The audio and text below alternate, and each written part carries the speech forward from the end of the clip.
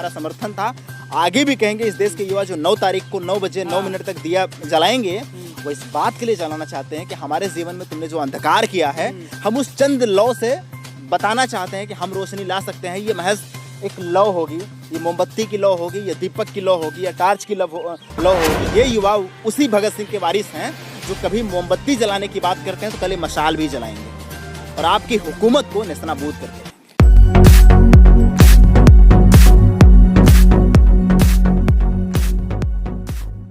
4 सितंबर को finance ministry का एक मेमोरेंडम आया और उस मेमोरेंडम में कहा गया कि सरकार के पास फंड कम है, इसलिए फंड को बचाने के लिए सरकारी विभागों से नई नियुक्तियों पर रोक लगा दी जाए।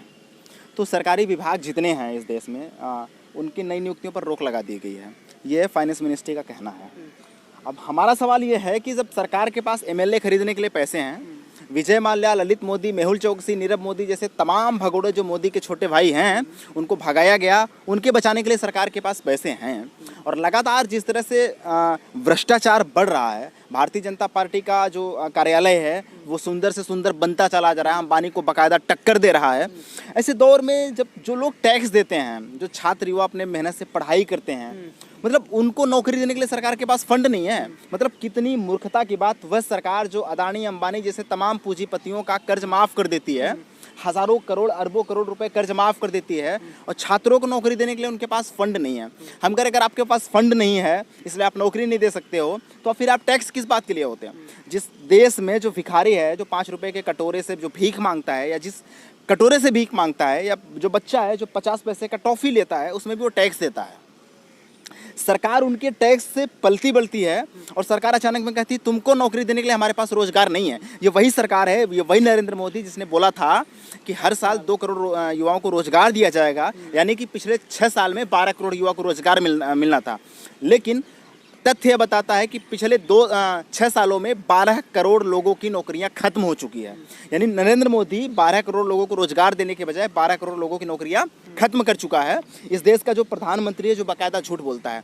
इस देश का जो जीडीपी है वो -23% तक आ चुका है, और जो युवा बेरोजगारी दर है वो 24% तक चला गया है। यानी कि इस देश में बेरोजगारों को रहने के लिए कोई जगह नहीं है, बेरोजगार भूखा मरे। चूँकि सरकार चाहती है कि अगर आप तुम अनपढ़ रहोगे तभी तुम दंगा करोगे, अगर तुम अनपढ़ रहोगे तभी तुम क्या नाम है हिंदू मुस्लिम के बैनरी में फंस पाओगे, पढ़ो लिखोगे तो सरकार से सवाल करोगे। सरकार को शिक्षा से डर है, सरकार को इसीलिए शिक्षा से डर है क्योंकि सरकार से सवाल करना सरकार के लिए सबसे बड़ी समस्या है। क्योंकि सरकार सवाल से डरती है, जो लोग सवाल करते हैं सरकार उनको तरह तरह के कानूनों में, हथकंडों में फंसा करके जेल डालती है। आपने देखा होगा कि 5 सितंबर को जो लोग थाली ताली बजा रहे थे, जो हजारों युवा, जो लाखों युवा, मैं उनके थाली ताली बजाने से असहमत हूँ। व्यक्तिगत तौर पे मेरा ये मानना है कि थाली ताली बजाने से न तो कोरोना दूर हुआ था, न तो नौकरी मिलेगी। लेकिन जब वो थाली ताली बजाने से कोरोना दूर होने की बात कर रहे थे, वहाँ पर पाखंड दिख रहा था। लेकिन हमारे युवा जब थाली ताली बजा करके रोजगार मांग रहे हैं तो पाखंड नहीं बल्कि वो अपना आक्रोश दिखा रहे हैं। इसलिए मैं युवाओं के इस आक्रोश को अपना भरपूर समर्थन देता हूँ, और इस लिहाज से समर्थन देता हूँ कि मैं एक युवा हूँ और मैं छात्र राजनीति पढ़ा हूँ, छात्र राजनीति के दौर से गुजर रहा हूँ। इलाहाबाद विश्वविद्यालय जो छात्र राजनीति का एक गढ़ माना जाता है, उस इलाहाबाद में एक अच्छा प्रदर्शन हुआ, युवाओं ने जबरदस्त आंदोलन किया। इस बात के लिए आंदोलन किया कि अब हम शिक्षा पर बात करेंगे, अब हम रोजगार पे बात करेंगे, मंदिर मस्जिद तुम अपने पास रखो और हमको चाहिए नौकरी और रोजगार की बात करो। बताओ आजाद समाज पार्टी, हमने नारा दिया है कि काम दो या पगार दो, युवाओं को रोजगार दो। क्या लगता है, भले ही मीडिया में तो इस मुद्दे पर बिल्कुल चर्चा नहीं हो रही है, जिस तरह से पूरे देश के युवा परेशान हैं, मीडिया के लिए तो सुशांत सिंह से ही फुर्सत नहीं है पिछले 3 महीने से, लेकिन क्या लगता है बीजेपी के अंदर कुछ इस मुद्दे को लेकर के घबराहट सी होगी क्या, जिस तरह से जो है युवाओं में आक्रोश दिखाई दे रहा है? देखिए, युवाओं में आक्रोश है, लेकिन बीजेपी को एक चीज़ पता है कि ये वही युवा हैं जो राम मंदिर बनाने के लिए और मोदी के लिए जय जयकार करके सड़क पे लड़ रहे थे। ये वही युवा है जो मैं भी मोदी कह के, मैं भी चौकीदार कह के डीपी लगाते थे, और आज मैं भी बेरोजगार कह के डीपी लगा रहे हैं। सरकार को पता है, सरकार को पता है कि जहाँ धर्म की बात आएगी ये युवा हमारे तरफ आ जाएंगे। अब ये युवाओं को तय करना है कि तुम्हें रोजगार चाहिए या तुमको फिर क्या नाम है कि फालतू की बकवास बात चाहिए। देश याद करेगा इस बात के लिए कि जिस दौर में युवा बेरोजगारी के दौर पर थे, और न केवल युवा, लॉकडाउन की वजह से तमाम ऐसे लोग, मजदूर, दिहाड़ी मजदूर जो रोजगार की समस्या से जूझ रहे थे और आज उनके पास रोजगार एकदम से नहीं, चूँकि वो घर पे जाके बैठ चुके हैं। नेशनल क्राइम रिकॉर्ड ब्यूरो का डाटा बता रहा है कि मतलब महज 2019 की मैं बात करूं, ये लॉकडाउन से पहले, पैंडमिक से पहले 2019 में कुल 43,000 इस देश के किसान और दिहाड़ी मजदूरों ने आत्महत्या किया है। लेकिन सरकार के लिए वो समस्या नहीं है, इस देश की मीडिया के लिए वो समस्या नहीं है। मीडिया को सिर्फ सुशांत सिंह राजपूत से और रिया से समस्या या वो मतलब उनके पास तक टिके रहना है। उनको कौन बताएगा कि युवा इस समय रिया नहीं बल्कि किसान यूरिया चाहता है, और युवा जो है रिया नहीं बल्कि वो नौकरियाँ चाहता है। लेकिन उस पर बात न होकर के जिस तरह से दंगा फसाद की बात की जा रही है वो बहुत गलत है। और मैं आपकी बात के साथ नीतीश कुमार के एक बयान को जोड़ना चाहूँगा, जो उनके रैली में जब युवा रोजगार की बात करते हैं उन पे कहते हैं इन सब पे मुकदमा दर्ज करो। कितने बेशर्मी की बात है।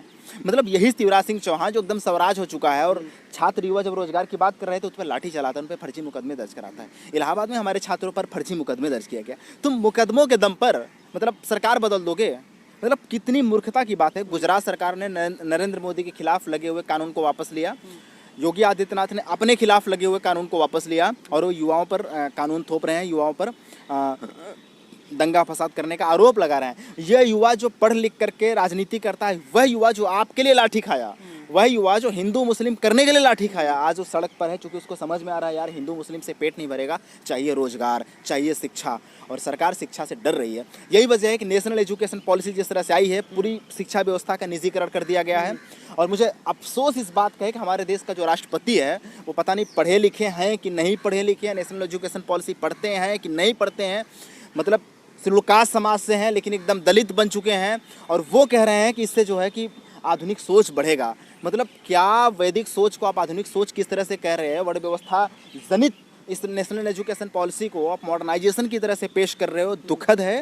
निजीकरण पॉलिसी इस देश के गरीब, वंचित, शोषित समाज को शिक्षा व्यवस्था से दूर कर रहा है। इसीलिए न्यू एजुकेशन पॉलिसी का विरोध होना चाहिए और इस तरह से जिस तरह से बेरोजगार युवा हक की लड़ाई की बात कर रहे हैं उनका समर्थन करना चाहिए। जिस तरह से 5 तारीख को हमारा समर्थन था, आगे भी कहेंगे इस देश के युवा जो 9 तारीख को 9 बजे 9 मिनट तक दिया जलाएंगे, वो इस बात के लिए जलाना चाहते हैं कि हमारे जीवन में तुमने जो अंधकार किया है, हम उस चंद लौ से बताना चाहते हैं कि हम रोशनी ला सकते हैं। ये महज एक लौ होगी, ये मोमबत्ती की लौ होगी, या दीपक की लौ होगी, या टार्च की लौ होगी, जिस तरह से नरेंद्र मोदी ने दिखाया था। लेकिन अगर आप खामोशी को तोड़ना चाहोगे अपने लाठी से, अपने कानून से, अपने हथकंडे से, धाराओं से, संगीन धाराओं से, तो मत रखिए कि ये युवा उसी भगत सिंह के वारिस हैं जो कभी मोमबत्ती जलाने की बात करते हैं तो कल ये मशाल भी जलाएंगे और आपकी हुकूमत को नेस्तनाबूद करके रहेंगे।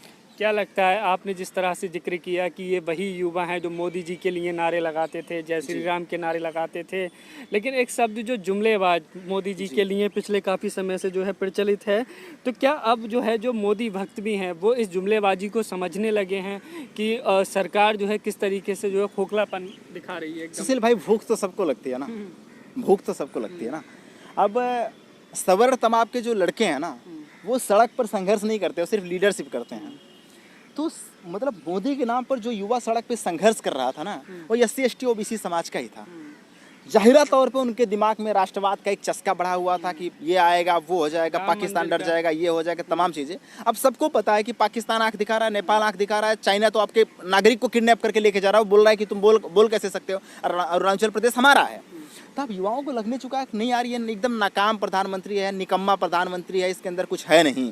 ये सिर्फ लोगों को हिंदू मुस्लिम के नाम पर अपनी सियासत को मजबूत कर रहा है और एक तबके के लोगों का कानून के लिए कानून व्यवस्था बनाया और एक तबके के लोगों का काम कर रहा है। इसकी जितनी बातें थे, ये जुमलेबाजी थी और इस बात का इसका गृहमंत्री मानता है। इसलिए युवाओं को लगने लगा कि यार हमको पेट की बात करनी पड़ेगी, क्योंकि उसकी जो छोटी बहन है उसकी शादी करनी है, उसके जो बच्चे होंगे उनका पेट भरना है। जिस तरह से निजीकरण हो गया, बच्चों को स्कूल में पढ़ाना भी है। अब युवाओं को लगने लगा नहीं यार, जब तक ये चलता था फलाने ढकाने, जय श्री राम, ये फलाने ढकाने, अब उससे काम नहीं चलेगा, पेट की बात करनी चाहिए। इसलिए युवा जो है अब जो है नरेंद्र मोदी के हर चीज को डिसलाइक कर रहा है। केवल न नरेंद्र मोदी के बल्कि अंजना ओम कश्यप से लेकर रूबिका लियाकत से लेकर सुधीर तिवारी से लेकर सारे वीडियोस में डिसलाइक की संख्या ज्यादा आ रहा है। इस बात का प्रमाण है कि सरकार के खिलाफ युवाओं का क्रोध मजबूती से स्थापित हो रहा है और जब युवा मजबूती से स्थापित होगा, ज़ाहिर तौर पे सत्ता बदलेगी।